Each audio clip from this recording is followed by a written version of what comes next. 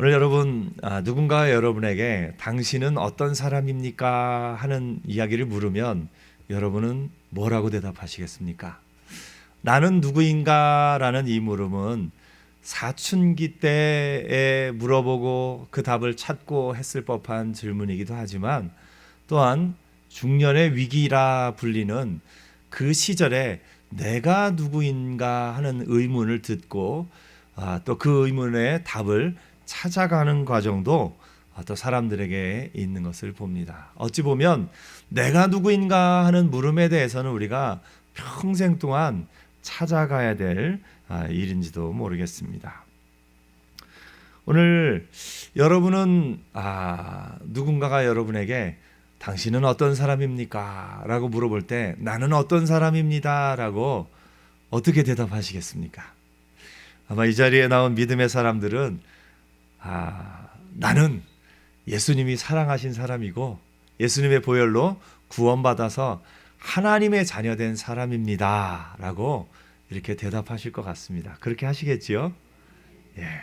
사실 내가 누군지에 대해서는 사람은 자신이 누군지에 대해서 자기 스스로 답을 찾을 수 없는 존재이기도 합니다. 사람은 하나님과의 관계 속에서 우리가 그 답을 찾을 수 있는 존재이기도 합니다. 우리가 평생 동안 물어야 되고 답을 해야 된 나는 누구인가 이런 질문에 답을 하기 조금 도움을 드리기 위해서 한 가지를 더 구체적으로 물어보겠습니다. 여러분은 누구 편입니까? 하나님 편이십니까? 아멘. 우리가 하나님 편에 서 있다는 것이 내가 누구인지를 또 하나 보여주는 그런 내용이 됩니다. 오늘 본문의 이스라엘 백성의 이야기를 쭉 읽으면서 그들이 과연 누구 편인가 우리가 한번 생각해 보게 됩니다. 오늘 본문의 이스라엘 백성이 누구 편인가 하는 것 오늘 3절만 읽어봐도 잘 알 수가 있습니다. 우리 4장 3절 한번 읽어보도록 하겠습니다. 시작.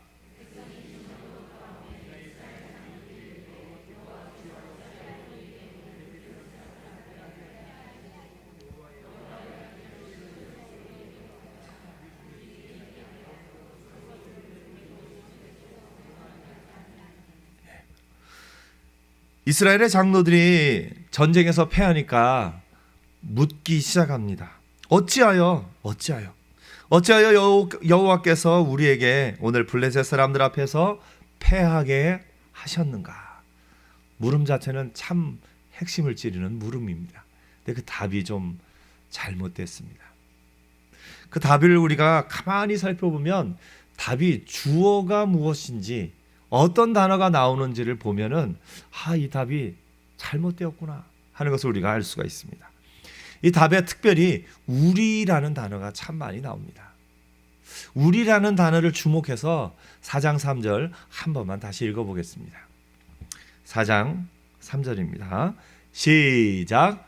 백성이 진영으로 돌아오매 이스라엘 장로들이 이르되 여호와께서 어찌하여 우리에게 블레셋 사람들 앞에서 패하게 하셨는고 여호와의 언약궤를 실로에서 우리에게로 가져다가 우리 중에 있게 하여 그것으로 우리를 우리 원수들의 손에서 구원하게 하자 하니. 패하게 하셨는고 물었기는 바로 물었는데 답이 뭐냐면 언약궤를 실로에서 누구에게로 가져다가요? 우리에게로. 어디에 있게 한다고요? 우리 중에 있게 해서 그것으로 누구를? 우리를. 누구에게서? 우리 원수들의 손에서 구원하게 하자. 우리 중심으로 생각을 하고 있습니다. 원래 이스라엘을 구원하신 하나님은 이스라엘이 어떤 관계를 맺기를 원하셨냐면 이스라엘을 구원하신 다음에 하나님이 하신 말씀이 뭐냐면 너희는 내 백성이 되고 나는 너희의 하나님이 된다. 오늘 이스라엘이 싸우는 것은 사실은 이스라엘의 전쟁이 아니라 하나님의 전쟁이었습니다. 가나안 땅을 정복할 때 이스라엘이 가나안 전쟁을 할 때 그 전쟁은 이스라엘의 전쟁이 아니라 하나님의 전쟁이었습니다. 하나님이 이스라엘 백성을 통해서 그 가나안 땅을 정복하셨습니다. 그런데 이스라엘은 오늘 전쟁에 패하고 나서 하는 이야기를 보니까 정말 자기중심적입니다. 내가.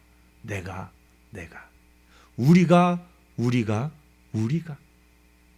그들이 하나님과의 관계 속에서 이 문제를 바라보는 것이 아니라 내가 하면서 우리가 하면서 자기 자신들을 중심으로 이 문제를 풀어갑니다. 답도 그렇게 내고 있습니다. 이 법궤는 이스라엘의 역사에 항상 같이 하고 있었습니다.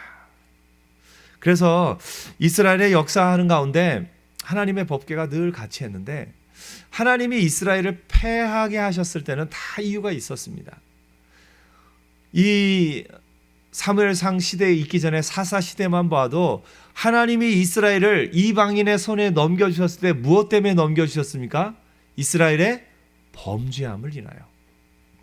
사사기 2장 14절에 이렇게 이야기합니다. 여호와께서 이스라엘에게 진노하사 노략하는 자의 손에 넘겨주사 그들이 노략을 당하게 하시며 또 주위에 있는 모든 대적들의 손에 팔아 넘기심에 이렇게 이야기합니다. 다시 말해서 하나님이 이스라엘을 보호하던 그 손길을 이스라엘의 죄악으로 말미암아 하나님의 그 손길을 거두시니까 그들이 이방인의 손에 넘겨질 수밖에 없는 겁니다.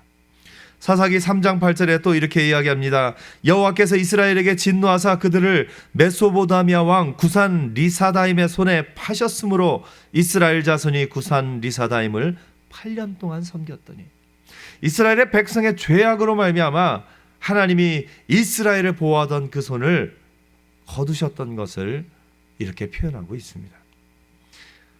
사사기 4장 2절에 보니까 여호와께서 하솔에 통치하는 가나안 왕 야빈의 손에 그들을 파셨으니 이렇게 이야기합니다. 사무엘상 12장 9절에도 이것을 분명하게 이렇게 얘기합니다. 그들이 그들의 하나님 여호와를 잊은지라 여호와께서 그들을 하솔 군사령관 시스라의 손과 블레셋 사람들의 손과 모압 왕의 손에 넘기셨더니 그들이 저희를 치매. 이스라엘이 전쟁 가운데 패배했을 때는 그들의 죄악 때문이었습니다. 그런데 이스라엘은 전쟁에 지고 나서 우리가 왜 졌는가? 그것을 묻기는 물었는데 답을 우리의 죄악 때문에 그렇다는 것을 깨닫지 못하고 그러면 어떻게 하면 이길까? 그거에만 집중하고 있는 걸 봅니다. 사실 전쟁에서 패배는 있을 수 있습니다. 패배한 후에 아무것도 얻지 못하는 것이 더 큰 문제입니다. 우리 삶도 그러지 않습니까? 우리도 때로 실수할 수도 있고 연약할 수도 있고 실패할 수도 있습니다. 그런데 그 실패를 통해서 아무것도 배우지 못하는 것, 그것이 우리 삶에 더 큰 비극인 것을 보게 됩니다. 우리 자녀들도 때로 실패할 때가 있습니다. 그런데 실패했다고 그것 자체가 끝난 것은 아니지 않습니까? 그 실패를 통해서 배우지 못하는 게 더 안타까운 일입니다. 바라기는 저와 여러분의 자녀들은 실패를 통해서 또 우리의 삶도 실패를 통해서 더 깨닫고 더 성장하는 은혜가 있기를 축복합니다. 이스라엘은 지금 전쟁에서 실패를 보면서 깨달아야 됩니다.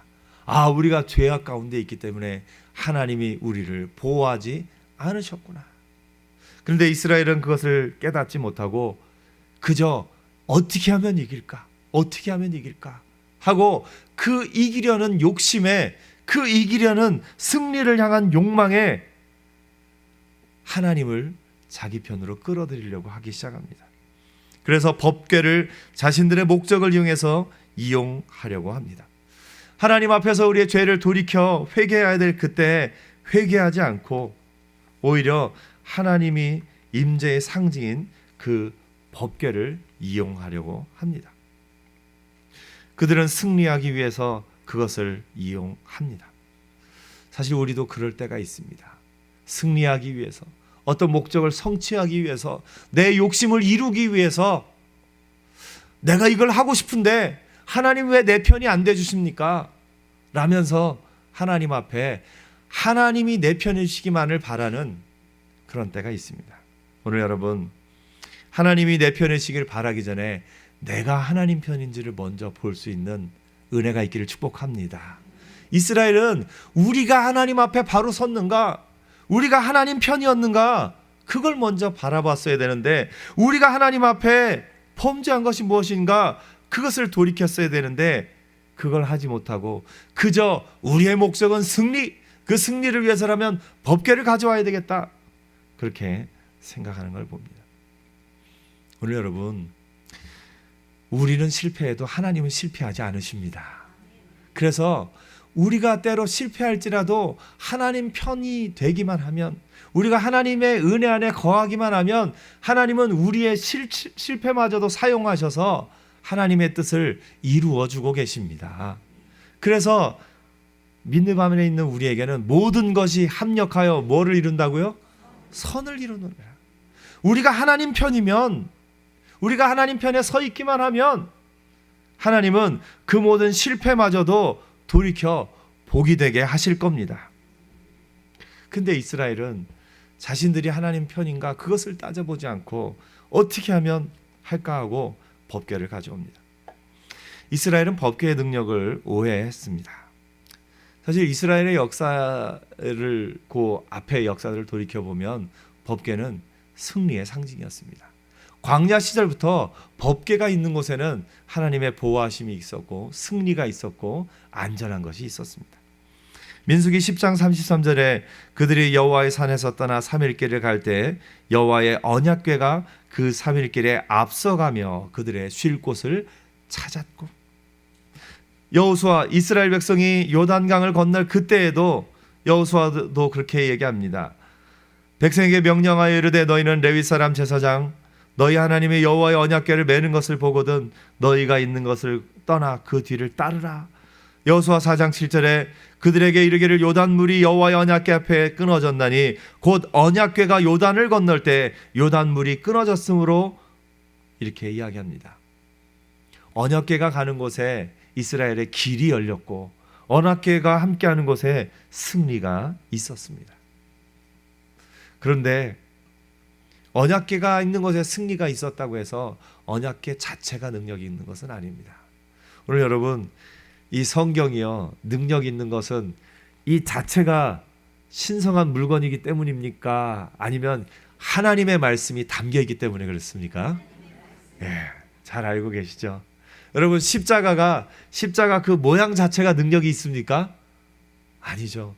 예수께서 십자가에 의해서 이루신 일이 우리 삶에 능력이 되는 것을 봅니다. 그런데 이스라엘은 법궤 자체에 능력이 있다고 오해를 했습니다.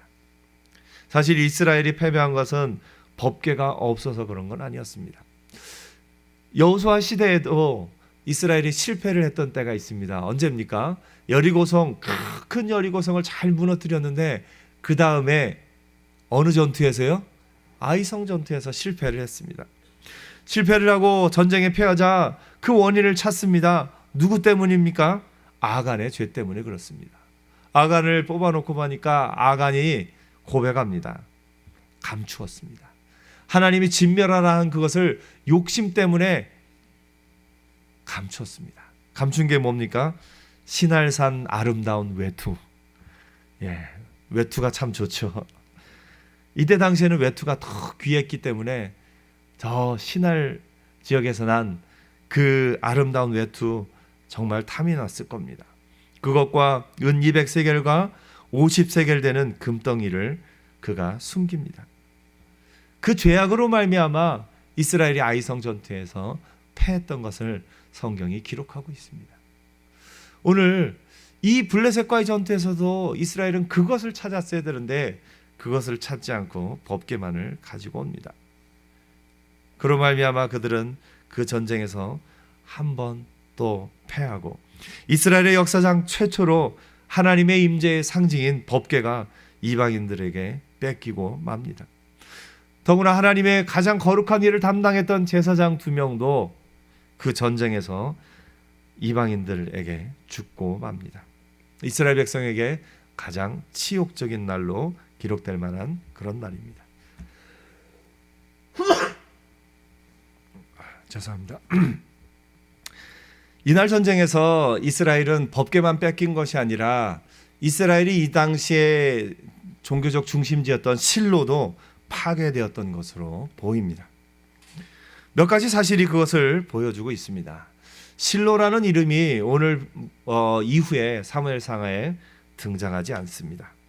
또한 법궤가 블레셋에게 갔다가 블레셋 신들이 다 죽고 그들이 큰 환난 가운데 있으니까 이스라엘로 다시 법궤를 돌려보냅니다. 원래 실로에 있었던 법궤이기 때문에 실로에 다시 와야 되는데 오지 않고 기럇야림 그곳에 머물게 됩니다. 사무엘의 사역이 본격적으로 하게 된 그때에 실로가 아닌 자기의 고향 라마에 가서 그곳에서 이스라엘을 다스린 것을 보게 됩니다. 사무엘상 7장 17절에 보니까 라마로 돌아왔으니 이는 거기에 자기 집이 있음이니라. 거기서도 이스라엘을 다스렸으며 또 거기에 여호와를 위하여 제단을 쌓았더라라고 성경은 이야기를 하고 있습니다. 나중에 시편과 또 예레미야의 기록도 이것이 실로가 이 순간 무너졌음을 보여줍니다. 시편 78편 60절에 보니까 사람 가운데 세우신 장막 곧 실로의 성막을 떠나시고 이렇게 기록하기도 하고요. 예레미야 7장 12절에는 내가 처음으로 내 이름을 둔 처소 실로에 가서 내 백성 이스라엘의 악에 대하여 내가 어떻게 행하였는지 보라 이렇게 이야기하고도 있습니다. 실로의 그 문제도 이렇게 된 것을 봅니다. 그렇다면 무엇이 문제였을까요? 사무엘상 4장 4절이 이것을 보여주고 있습니다. 우리 4장 4절 말씀 함께 읽어보겠습니다. 4장 4절입니다. 시작.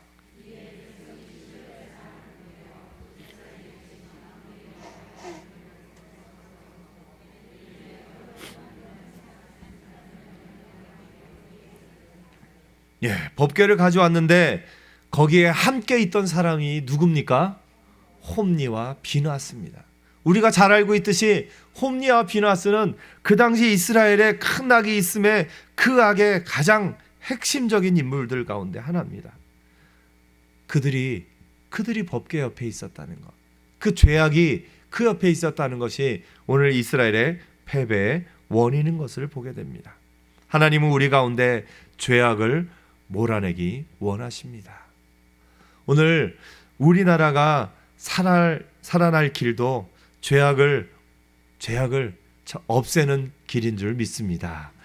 지난 주일 저녁에 우리 담임 목사님을 통해서 주신 말씀처럼 죄를 멀리하는 것이 또한 애국하는 길입니다.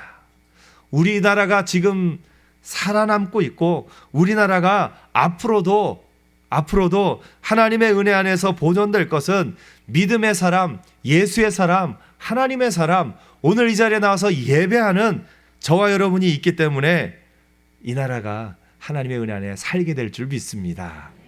그래서 참 이 자리에 나오신 분들이 애국하는 분들입니다. 여러분 한번 서로 격려해 주세요. 진정 애국하는 분이 여기 계셨군요. 아멘. 예수 믿는 사람들이 예수를 믿고 믿음 안에서 의롭게 살려고 하나님 앞에서 몸부림치면서 하나님의 말씀대로 살려고 하고 하나님의 믿는 사람들이 이렇게 예배하고 하는 그것이 우리나라를 살리게 될 줄 믿습니다. 오늘 이스라엘이 해야 될 일은 바로 그 부분의 일이었습니다. 죄악을 멀리 해야 될 일입니다. 죄악을 멀리하고 하나님 편으로 돌아가서 우리는 하나님 편입니다 라고 고백해야 될 그때인데 이스라엘은 그것을 깨닫지 못했습니다. 오늘 여러분 이스라엘의 이 모습을 보면서 우리의 삶을 돌이켜봅니다. 우리의 삶이 하나님이 내 편이신지를 자꾸 묻기 전에 내가 하나님 편인지를 늘 볼 수 있는 은혜가 있기를 축복합니다. 이 자리에 나온 여러분은 이미 하나님 편인 줄 믿습니다. 예수를 믿는 것 자체가 하나님 편에 합류한 거죠. 옆에 한번 자기를 한 번 더 소개해 주세요. 저는 하나님 편입니다. 이스라엘의 백성의 이 지도자들이 또 하나 잘못한 것은 이 법궤를 통해서 자신들의 뜻대로 자신들이 원하는 대로 이스라엘 백성을 어떻게 보면 선동하기를 원했습니다. 이스라엘의 백성의 마음을 법궤를 통해서 움직이고 싶었던 겁니다. 자기들이 원하는 대로. 실제로 법궤가 도착하자마자 이스라엘 사람들의 큰 동요가 들뜨기 시작합니다. 법궤가 진영에 들어올 때 온 이스라엘로 큰 소리로 외침에 땅이 울렸다라고 성경은 기록합니다. 하나님의 법궤를 이용해서 백성들의 마음을 이렇게 좌우려고 했던 이 지도자들의 큰 죄악이 그 가운데 담겨져 있습니다. 지도자들은 하나님 앞에 바로 서는 것이 병사들의 마음을 움직이는 길입니다. 국민들의 마음을 움직이는 것은 지도자들이 하나님의 마음에 합한 자로 살 때에 하나님이 백성들의 마음을 움직여 주시는 겁니다. 우리 지도자들이 그것을 깨닫는 은혜가 있기를 바랍니다. 사실 우리도 이럴 때가 있습니다. 우리도 무언가를 가지고 우리 가족들의 마음을 움직이려고 할 때가 있습니다. 이거 내가 원하는 대로 안 해주면 밥 없을 줄 알아. 이거 원하는 대로 안 해주면 아이들에게도 너희 용돈 없을 줄 알아. 때로는 어느 정도는 그게 효과를 있을지는 모르지만 그 마음 중심을 바꿀 수는 없습니다. 우리가 어떤 것으로 외부의 환경을 통해서 어떤 사람들의 마음을 움직이려고 하지만 그것 자체가 근본적인 마음이 바뀌지는 않습니다. 오히려 우리가 하나님 앞에 바로 서게 될 때 하나님이 우리 가족들의 마음, 우리 자녀들의 마음 움직여 주실 줄 믿습니다.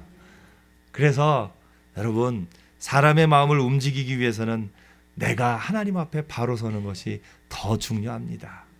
여러분이 하나님 앞에 바로 설 때 하나님이 여러분 주변의 사람의 마음을 움직여 주실 겁니다. 그리고 그 주변의 사람들의 마음을 온전하게 바꿔주시는 은혜가 있을 겁니다. 우리는 하나님 앞에 바로 서는 게 중요하죠. 이스라엘 백성의 지도자들은, 그 장로들은 법궤를 통해서 이스라엘 백성을 움직이려고 했던 또 하나의 우를 범하고 맙니다. 법궤를 본 이 블레셋 사람들은 크게 두 가지 반응을 보입니다.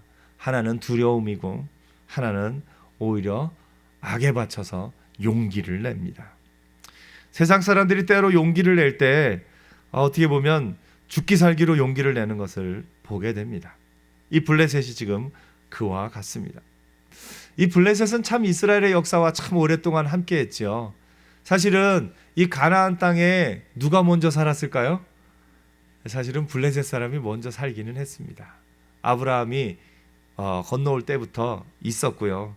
이 블레셋 사람들은 그레데 섬에서부터 왔다고 얘기하기도 합니다. 갑돌이라고 성경에는 기록이 되어 있는데 예레미야 47장 4절에 이런 이야기가 있습니다. 이는 블레셋 사람을 유린하시며 두로와 시돈에 남아있는 바 도와줄 자를 다 끊어버리시는 날이 올 것임이라. 여호와께서 갑돌 섬에 남아있는 블레셋 사람을 유린하시리라. 갑돌이 오늘날 그레데 섬이라기도 하고요. 아모스 9장 17절에도 이렇게 이야기합니다. 여호와의 말씀이니라. 이스라엘 자손들이 너희는 내게 구스 족속 같지 아니하냐? 내가 이스라엘을 애굽 땅에서 블레셋 사람을 갑돌에서, 이러면서 그 갑돌 출신임을 이야기합니다. 아브라함이 왔을 때 그 블레셋 사람과 언약을 맺고 평화롭게 지내기로 언약을 맺고 암양 한 마리를 또 내세워서 언약을 세워서 그 지역을 브엘세바라가 한 그런 것도 있습니다. 그래서 하나님이 이스라엘 백성을 애굽에서 이렇게 출애굽 시키실 때도 블레셋 사람이 거하던 그 지역으로 보낸 것이 아니라 일부러 홍해 쪽으로 보냅니다. 왜냐하면 그때만 해도 벌써 블레셋 사람들은 이미 강력한 국가를 이루고 있었기 때문에 그렇습니다. 그런 블레셋 사람을 대상으로 가나안에 정착한 이스라엘 백성이 에훗이 소모는 막대기 하나로 600명의 블레셋 사람을 죽이고 삼손이 그 블레셋을 이긴 것들을 보면 참 대단한 하나님이 만드신 기적과 같은 역사인 것을 보게 됩니다. 그 블레셋 앞에서 이스라엘이 지고 맙니다. 그리고 하나님의 법궤는 블레셋에게 빼앗기고 맙니다. 엘리는 그 마음이 하나님의 법궤에 가 있습니다. 엘리가 뭐라고 하냐면 하나님의 법궤로 마음이 쭉 가고 있어가지고 그 법궤가 어떻게 됐나는 그 소식만 듣고 있습니다. 13절에 보니까 그가 이를 때 엘리야가 길가 자기의 의자에 앉아 기다리며 그의 마음이 하나님의 궤로 말미암아 떨릴 즈음이라. 아마 하나님의 궤를 가져가려고 했을 때 처음에는 엘리가 좀 반대했던 것 같습니다. 그랬기 때문에 하나님 궤가 어찌 됐을까 그것을 계속 생각하고 있겠죠. 결국은 이기지 못하고 그랬던 그 엘리가 그 하나님의 법궤 소식이 들리자마자 죽습니다. 그것을 성경은 이렇게 표현합니다. 사무엘상 4장 18절에 이렇게 표현합니다. 한번 읽어보겠습니다. 시작.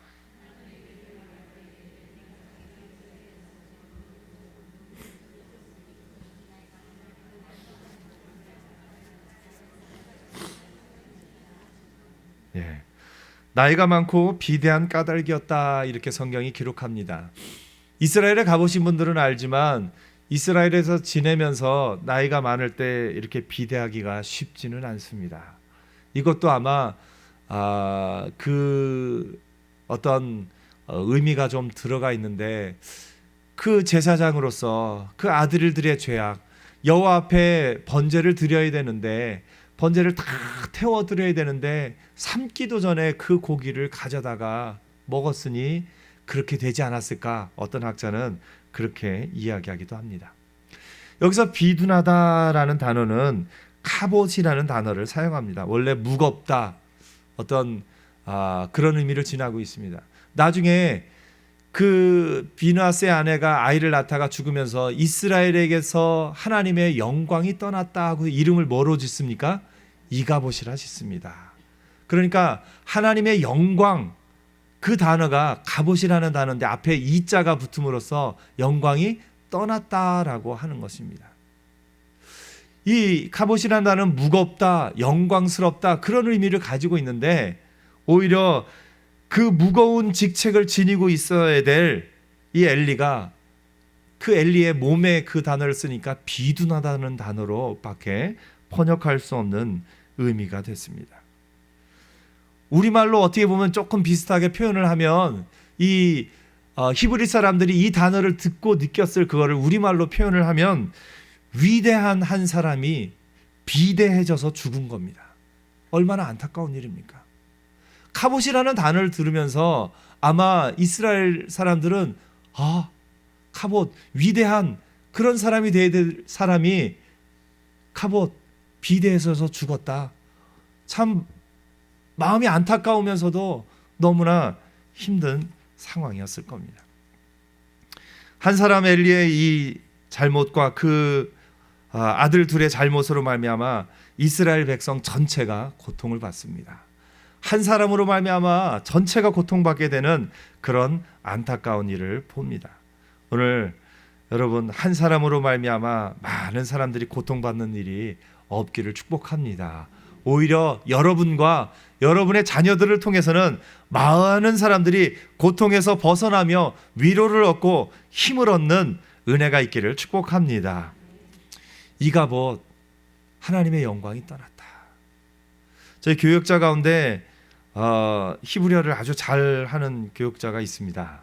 그 교역자에게 이가봇의 반대로 하려면 어떤 단어를 쓰면 되느냐 물어봤습니다. 여러 단어를 이제 이야기해 줬는데 그 중에 제일 마음에 와닿는 단어가 이를 임으로 바꾸면 된답니다. 임카봇. 하나님의 영광이 떠났다가 이가봇이면 하나님의 영광이 함께 하신다라는 단어가 임카봇입니다. 여러분의 삶이 임카봇의 삶이 되기를 축복합니다. 이미 예수 안에 있는 여러분은 임카봇의 삶이 되었습니다. 임마누엘. 하나님이 우리와 함께 하신다라는 의미입니다. 그래서 여러분 여호와의 영광이 함께하는 자로 사는 은혜가 있기를 축복합니다. 예수 안에 있는 사람은 이미 임카봇입니다. 예수 안에 있는 사람은 이미 임마누엘입니다. 그래서 여러분 하나님이 나와 함께 하신다는 걸 늘 기억하며 살기를 축복합니다. 오늘 여러분 초반에 제가 물었습니다. 여러분은 어떤 사람입니까? 나는 누구입니까? 여러분은 누구의 편입니까? 오늘 여러분, 내가 하나님의 자녀고 하나님의 사람이고 내가 하나님 편인 것을 늘 기억하며 살기를 축복합니다. 또한 여러분이 하나님 앞에 나와 예배하는 이 시간, 여러분이 예수를 믿고 사는 그 삶이 결국은 우리나라를 잘되게 하는 일인 줄 믿습니다. 더욱 복음 안에 거하며 복음을 전하며 이 땅이 하나님의 나라가 되기를 위해서 기도하며 나가는 하나님의 사람들 되기를 축복합니다. 나는 하나님 편이다. 나는 하나님의 사람이다. 늘 고백하며 사는 임카봇의 삶을 사는 저와 여러분 되기를 축복합니다.